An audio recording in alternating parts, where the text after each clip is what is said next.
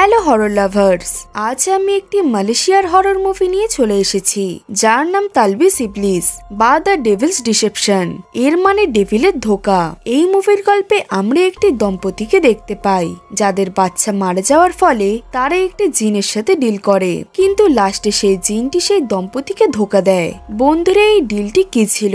তাদের বাচ্চাই বা কি করে মারা গেল? এই সবের উত্তর জানতে হলে ভিডিওটি স্কিপ না করে পুরোটা দেখতে হবে। মুভিটা অনেক ইন্টারেস্টিং এবং ভয়ানক হতে চলেছে বন্ধুরা। মুভির গল্পটি খুবই ভালো, আশা করছি তোমাদের অনেক ভালো লাগবে। তো চলো তাহলে বেশি কথা না বাড়িয়ে গল্পের দিকে যাওয়া যাক।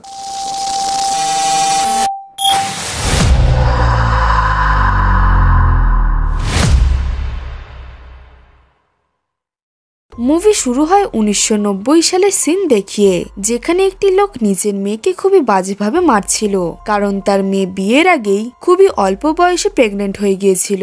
সেই মেয়েটির নাম ছিল জুনেদা। তার বাবা তাকে এত বাজেভাবে মারে যে তার মিসক্যারেজ হয়ে যায়। এরপর আমরা জুনেদার বয়ফ্রেন্ড নাসিরকে দেখতে পাই, যে সেই নবজাত শিশুর ডেড বডিটি দাফন করছিল। তখনই জুনেদা এসে নাসিরকে থামিয়ে দেয়। এরপর তারা দুজন একটি মহিলার কাছে যায়, যে তাদের একটি বই দেয়। এরপরই আমরা অতীতের একটি সিন দেখতে পাই, যেটি একটি সাধ্য বাড়ির ছিল। এরপর আমরা মেন ক্যারেক্টার হাজারকে দেখতে পাই। এখানে আমরা দেখতে পাই হাজারের একটি গিল্টি ছিল, কিন্তু সেই গিল্টিটা কি সেটা আমরা মুভির শেষে জানতে পারবো। এরপর সিন আবার বর্তমানে চলে আসে, মানে 2022-এ, যেখানে আমরা একটি কাপলকে দেখতে পাই যাদের নাম ছিল হাজার, যাকে আমরা অতীতে দেখলাম, আর তার স্বামী আরসাদ। আর বন্ধুরা, হাজার আসলে প্রেগনেন্ট ছিল এবং এখনো হাজারের গিল্ট তাকে বিরক্ত করছিল। এর ফলে তার অনেকবার খারাপ স্বপ্ন এসেছে। আর রাস্তা থেকে আসার সময় হাজার একটি শয়তানকে দেখতে পায়, যাকে দেখে হাজার অনেক বেশি ভয় পেয়ে যায়। কিন্তু তার হাজবেন্ড আরশাদ তাকে না বুঝিয়ে তার উপর চিৎকার করতে লাগে। এখানেই আমরা বুঝতে পারি যে আরশাদ হাজারকে ভালোভাবে ট্রিট করতো না। এর কিছুক্ষণ পর তারা একটি এজেন্ট জ্যানির সাথে তার ডেস্টিনেশনে পৌঁছায়, যেটি একটি পুরনো ঘর ছিল। আর সেখানে দুজন মেট ছিল, একজন স্ত্রী এবং আর একজন তার স্বামী। বন্ধুরা, তারা আর কেউ নয়, বরং তারা জুনেদা আর নাসির ছিল। সেখানে পৌঁছে প্রথমে হাজার জ্যানির কাছে এই এরিয়ার ব্যাপারে জিজ্ঞেস করতে লাগে, কারণ তারা জানতে পেরেছিল যে এই এরিয়া থেকে অনেক লোক গায়েব হয়ে যায়। তখনই সেখানে আরশাদ এসে হাজারকে ঝাড় দিতে লাগে, কারণ সে এই সব ভুলভাল প্রশ্ন করছিল বলে। এরপর আমরা দেখতে পাই হাজার সেই ঘরের ফটো তুলছিল, যেখানে সে একটি বড় এবং পুরনো গাছ দেখতে পায়। আর হাজার সেই গাছটির ফটোও তুলে নেয়, কিন্তু তখনই হাজার সেই গাছে কিছুক্ষণের জন্য একটি কালো ছায়া দেখতে পায়। এইসব দেখে হাজার ভাবতে থাকে যে তার হয়তো এইসব মনের ভুল, এই জন্য সে এইসবে অত ধ্যান দেয় না। এরপর সে জঙ্গলে একটি কুঁড়ে ঘর দেখতে পায়, যেখানে একটি কালো কুকুর ছিল। তখনই জুনেদা হাজারকে ঘরের ভিতরে ডেকে নেয়। ঘরের ভেতর জুনেদা হাজারের কাছে নিজেকে ইন্ট্রোডিউস করে, আর সে হাজারকে তাকে মাগজু বলে ডাকতে বলে। এই জন্য আমরা এখন থেকে জুনেদাকে মাগজু বলেই ডাকবো। এরপর মাগজু হাজার আর আরশাদের কাছে তাদের বাচ্চার ব্যাপারে জিজ্ঞেস করে, কিন্তু তখনই আরশাদ বলে যে সে এই বাচ্চাটি অ্যাবর্শন করাতে চায়। সে সেই বাচ্চাটির দায়িত্ব একদমই নিতে চাইছিল না। আর সে এটাও ভাবতে থাকে যে হাজারের পেটে যে বাচ্চাটি আছে সেটা তার বাচ্চা না। আর হাজারও অ্যাবর্শন করিয়ে নিতে চাইছিল, কারণ সে ভাবছিল যে যেভাবে সে তার ভাইকে ছোটবেলায় হারিয়েছিল সেভাবেই হয়তো সেই বাচ্চাটিকে সামলে রাখতে পারবে না। মানে বন্ধুরা, হাজারের ছোটবেলায় কিছু তো একটা ঘটেছিল, যার ফলে তার একটি প্যানিকের সৃষ্টি হয়েছিল। এরপর মাগজু একটি ট্র্যাডিশনাল ওয়েতে হাজারের বাচ্চার জেন্ডার চেক করে। সে চেক করে জানতে পারে যে হাজারের পেটে একটি ছেলে আছে।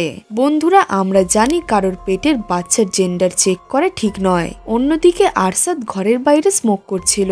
তখনই আমরা সেই কুকুরটিকে চিৎকার করতে দেখতে পাই, আর তখনই সেই কুকুরটি একটি মানুষের রূপ নিয়ে নেয়। কিন্তু তখনই সেখানে নাসির এসে আরশাদকে ঘরের ভিতরে যেতে বলে। ঘরের ভিতর হাজার মাগজুর কাছে সব কাজ শেষ করে আরশাদকে খুঁজতে লাগে।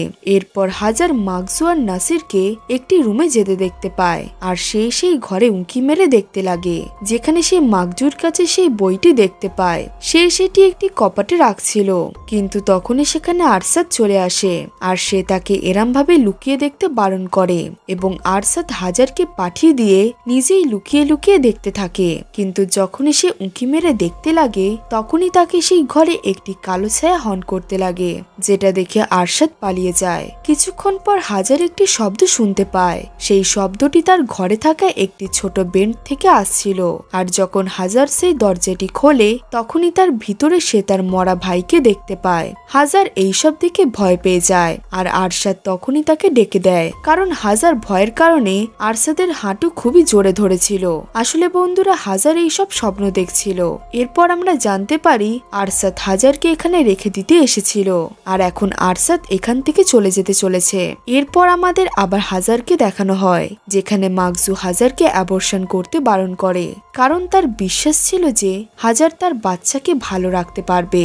এখানে হাজার মাকজুকে তার ভয়ের কারণটি বলে যে সে তার নিজের ভাইকে বাঁচাতে পারেনি। এরপর আমরা অতীতের একটি সিন দেখতে পাই, যেখানে হাজার আর তার ভাই লুকোচুরি খেলছিল আর তারা দুজনেই একটি হোস্টেলে ছিল। আর হাজার নিজের ভাইকে খুঁজতে লাগে, কিন্তু তখনই হাজার তার ভাইকে একটি ওয়াটার ট্যাঙ্কে দেখতে পায় যে ডুবে গিয়ে মারা গিয়েছিল। আর বন্ধুরা, এই গিল্টিটাই হাজারের প্রথম থেকে ছিল। হাজারের মা তার ছেলের মৃত্যুর কারণ সে তার মেয়েকেই ভাবে। এখানে মাকজু হাজারকে বলে যে এখানে তোমার কোনো ভুল নেই, তুমি তখন শুধুই একটি ছোট বাচ্চা ছিলে। বন্ধুরা, হাজার এইসব নিয়ে অনেক বেশি গিল্টি ফিল করছিল। কথায় কথায় হাজার মাকজুকে বলে যে আমার স্বপ্নে আমার ভাই আসে, কিন্তু কালকে রাতে যে স্বপ্নটা এসেছিল সেটা খুবই অদ্ভুত এবং অনেক আলাদা ছিল। তখনই মাকজু হাজারকে একটি ড্রিঙ্ক খেতে দেয় যাতে হাজার একটু আরাম করতে পারে। এরপর আমরা আরশাদ আর নাসিরকে দেখতে পাই, যেখানে তাদের দুজনের লড়াই হয়ে যায়। আরশাদ ফোন করে হাজারের মায়ের সাথে কথা বলতে থাকে আর বলে যে মাকজু হাজারের ঠিক খেয়াল রাখবে আর এখন সে আর কিছুই করতে পারবে না। এখানে সে টাকাও চায় আর এই কথাটি হাজার শুনে নেয়। হ্যাঁ বন্ধুরা, আরশাদ হাজারের সাথে শুধু এই জন্যই ছিল কারণ হাজারের মা আরশাদকে টাকা দিয়েছিল হাজারকে বিয়ে করার জন্য। এইসব কথা শুনে হাজার পুরো শকিং হয়ে যায়। এই জন্য হাজার আরশাদের উপর চেঁচিয়ে সেখান থেকে তাকে চলে যেতে বলে। হাজার এইসব কথা শুনে পুরোপুরি ভেঙে পড়েছিল। বন্ধুরা, হাজার এতটাই ভেঙে পড়েছিল যে সে তার বাচ্চাকে যাই হোক করে অ্যাবর্শন করাতে চাইছিল। এরপর আমরা নাসির আর মাকজুকে একসাথে একটি রুমে দেখতে পাই আর আমরা লক্ষ্য করি মাকজুর বডিতে অনেক র্যাশ বেরিয়েছিল। এইসব দেখে নাসির তার উপর অনেক রেগে যায়। নাসির মাকজুর এরকম অবস্থা দেখে অনেক চিন্তা করতে লাগে। এরপর আমরা হাজারকে দেখতে পাই, যাকে তার মা ফোন করেছিল। তার সাথে হাজার খুবই রেগে রেগে কথা বলতে থাকে আর রাগের মাথায় হাজার মাকজুর বিড়ালটিকে ঘরের বাইরে বের করে দেয়। এরপর হাজার বিড়ালটির চিৎকারের শব্দ শুনে বাইরে দেখতে যায়। তখনই হাজার সেই বিড়ালটিকে সেই গাছটির সামনের একটি ডাস্টবিনে মরে পড়ে থাকতে দেখতে পায়। সেই বিড়ালটিকে দেখে মনে হচ্ছিল যেন তাকে কেউ খেয়ে ফেলে দিয়েছে। বিড়ালটির এরকম অবস্থা দেখে হাজার ভয় পেয়ে সেখান থেকে চলে যায়। তখনই হাজার একটি লাশের হাত দেখতে পায়। সেই লাশটির হাতে আরশাদের ঘড়ি ছিল। হ্যাঁ বন্ধুরা, এটা আরশাদেরই লাশ ছিল। আসলে আরশাদ মারা গিয়েছে, কিন্তু তখনই একটি আত্মা হাজারের পা ধরে তাকে ফেলে দেয়। এইসব দেখে হাজার সেখানেই অজ্ঞান হয়ে যায়। কিছুক্ষণ পর সেখানে নাসির আর মাকজু আসে। এরপর তারা হাজারকে দেখতে পেয়ে তাড়াতাড়ি হাজারকে তারা রুমে নিয়ে যায়। এর পরের সিনে আমরা দেখতে পাই হাজারকে একটি স্বপ্ন দেখতে, যেখানে হাজার একটি ট্যাঙ্কে আনকনসিয়াস কন্ডিশনে ছিল, যেই ট্যাঙ্কে তার ভাইয়ের মৃত্যু হয়েছিল। সেই ট্যাঙ্ক থেকে হাজার বাইরে বেরোনোর চেষ্টা করতে লাগে, কিন্তু ট্যাঙ্কের ভিতর থেকে হাজার না বেরিয়ে সেই আত্মাটি বেরোয়। এইসব দেখে হাজার ভয়তে ঘুম থেকে উঠে পড়ে। ঘুম থেকে উঠতেই হাজারের এমন একটি ফিল হয় যেন তার বাচ্চা পেটের ভিতরে মুভ করছে। তার পেট থেকে কিছু শব্দও আসে আর দেখতে দেখতে হাজারের পেটের ভিতরে থাকা বাচ্চাটি হাজারের মুখ থেকে বেরোনোর চেষ্টা করতে লাগে। বন্ধুরা, আমরা এখানে একটি ভয়ঙ্কর চেহারা দেখতে পাই আর কিছুক্ষণ পর আবার সবকিছু নর্মাল হয়ে গিয়েছিল। হাজার অনেক ভয় পেয়ে গিয়েছিল। এরপর সে তাড়াতাড়ি মাকজুর কাছে যায় আর হাজার মাকজুকে জিজ্ঞেস করে যে তোমার বিড়ালের সাথে কি হয়েছে। এখানে হাজার সেই গাছটির ব্যাপারেও মাকজুকে জিজ্ঞেস করে, কিন্তু মাকজু হাজারকে সবকিছু তার মনের ভুল বলে আর তাকে আরাম করার জন্য বলে, কারণ হাজারের ডেলিভারির টাইম অনেক কাছে চলে এসেছিল। কিন্তু হাজার তার কোনো কথা শুনছে না দেখে মাকজু তাকে অর্ধেক সত্যি এবং অর্ধেক মিথ্যা বলে, যেখানে আমরা মাকজুর অতীতের ব্যাপারে কিছু কথা জানতে পারি। মাকজু যখন প্রেগনেন্ট ছিল তখন তার বাবা তাকে অনেক বাজেভাবে মেরেছিল। এর ফলে তার বাচ্চা তার পেটেই ছিল আর কিছুক্ষণ পর সেখানে হঠাৎই আগুন লেগে যায়। এর ফলে নাসিরের চেহারা পুড়ে গিয়েছিল আর মাকজু যাই হোক করে সেখান থেকে বাইরে বেরিয়ে এসেছিল। এখন মাকজু জানে না তার বাকি পরিবারের সাথে আসলে কি হয়েছিল। এইসব শুনে হাজার অনেক ইমোশনাল হয়ে পড়ে। তখনই মাকজু হাজারকে নিজের ঘরে যেতে বলে। মাকজু একদমই চাইছিল না হাজার এই অবস্থায় এই দিক ওই দিক ঘোরাফেরা করুক। এটা বলে মাকজু সেখান থেকে চলে যায়। আর এখন হাজার রুমে একাই ছিল এবং সে একটি ড্রিঙ্ক খেতেই যাচ্ছিল। তখনই সে তার একটি ড্রেস দেখে যেটা সে এই কিছুদিন আগেই পরেছিল। সেই জামাতে হাজার কারোর হাতের থাবা দেখতে পায়। আর বন্ধুরা এখানে একটি টুইস্ট আসে। এখানে হাজার আসল প্ল্যান বুঝতে পারে। মাকজু হাজারকে যে ড্রিঙ্কটি খেতে দিত সেটা আসলে তার বাচ্চার ক্ষতি করছিল। এই সবকিছু বোঝার পর হাজার সেখান থেকে পালিয়ে যাবে ঠিক করে, কিন্তু ঘরের গেটটি বাইরে থেকে লক করা ছিল। এই জন্য সেই ছোট বেন্ট থেকে বাইরে বেরোতে লাগে যেখানে সে তার ভাইকে দেখতে পেয়েছিল। তখনই সে সেখানে সেই আত্মাটিকে দেখতে পায়, যাকে দেখে হাজার তাড়াতাড়ি সেই বেন্ট থেকে বাইরে বেরিয়ে আসে। আর বন্ধুরা হাজার এখন যেই ঘরে পৌঁছেছিল সেটা আর কারোর ঘর নয়, বরং মাকজুর ঘর ছিল। যেখানে গিয়ে হাজার সেই বইটি বের করে। সেখানে জিনের সাথে রিলেটেড অনেক কিছু ছবি ছিল। এরপর হাজার যখন মাকজুর ঘরে আরো অন্যান্য জিনিস দেখতে পায় তখনই সে সেখানে একটি বাচ্চার বডি দেখতে পায়, যেটা দেখে হাজার সেই বইতে থাকা ড্রয়িংটাও বুঝে যায়। এইসব সত্যি জানার পর হাজার সেখান থেকে বাইরে বেরোনোর চেষ্টা করতে লাগে, কিন্তু তখনই সেই জিন এসে হাজারকে হর্ন করতে লাগে। আর হাজার যখন সেই আত্মাটির থেকে বেঁচে বেরোয় তখনই সেখানে মাকজু চলে আসে, যাকে দেখে ভয়ে হাজার লুকিয়ে পড়ে। এরপর মাকজু প্রথমে হাজারের রুমে যায়। রাস্তা ফাঁকা দেখে হাজার সেখান থেকে পালানোর চেষ্টা করে, কিন্তু তখনই নাসির তাকে দেখে ফেলে। এরপর হাজার কোনো রকমের নাসিরকে বোঝাতে লাগে যে এটা তার সন্তান আর সে তার সন্তানকে হারাতে চায় না।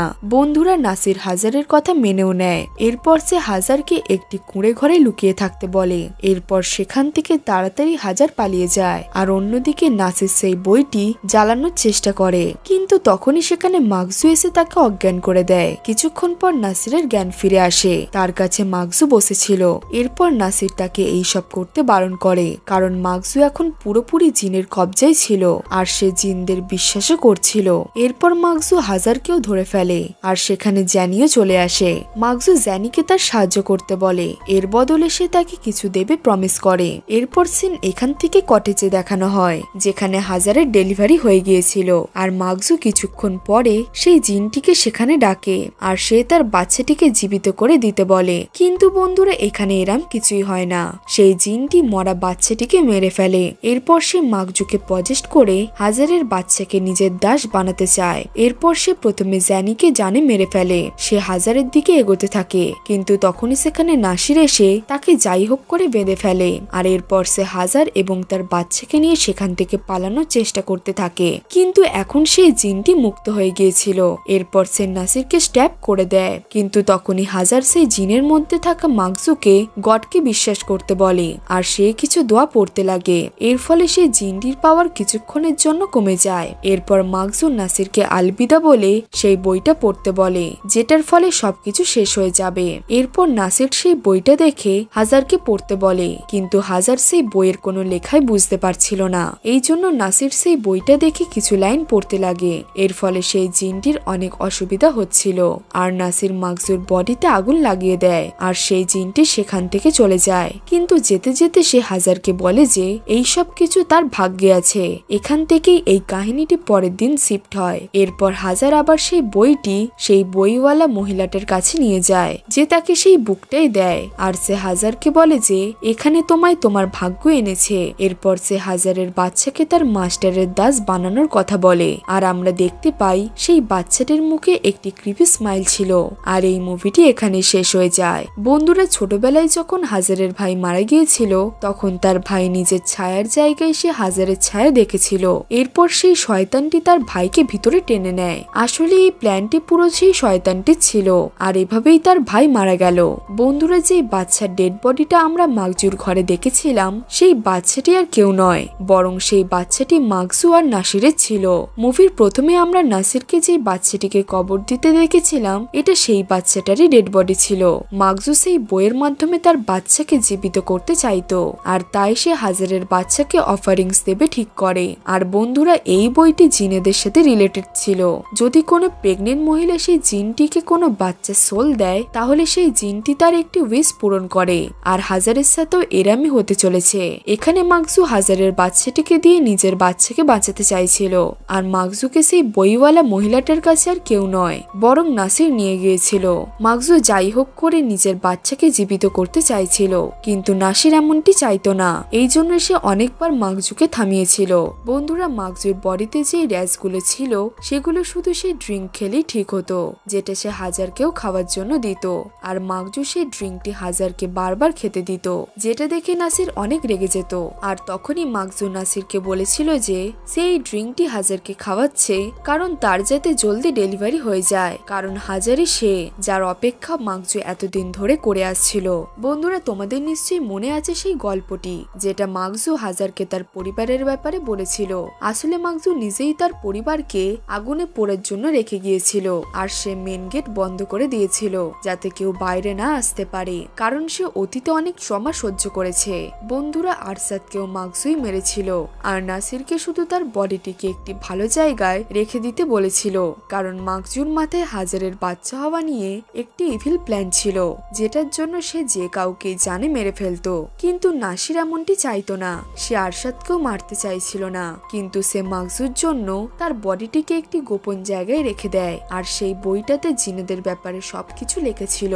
যেই জিনটি সেই গাছে থাকতো সে বারবার তাদের ঘরে এসে হাজারের বাচ্চাটিকে পাওয়ার চেষ্টা করতে লাগে, আর তাকে মাকজু সবসময় বাধা দিত, কারণ তখনও হাজারের ডেলিভারি টাইম হয়নি। মাকজু এইসব প্র্যাকটিস আরো অন্যান্য মেয়েদের উপরেও করেছিল। এর মানে হাজার যে নিউজ পড়েছিল যে সব লোক সেই গ্রাম থেকে গায়েব হয়ে যায়, এই খবরটি একদম সত্যি ছিল। মাকজু অনেক মহিলাকে এবং তাদের বাচ্চাকে এরম ভাবেই মেরে ফেলেছিল।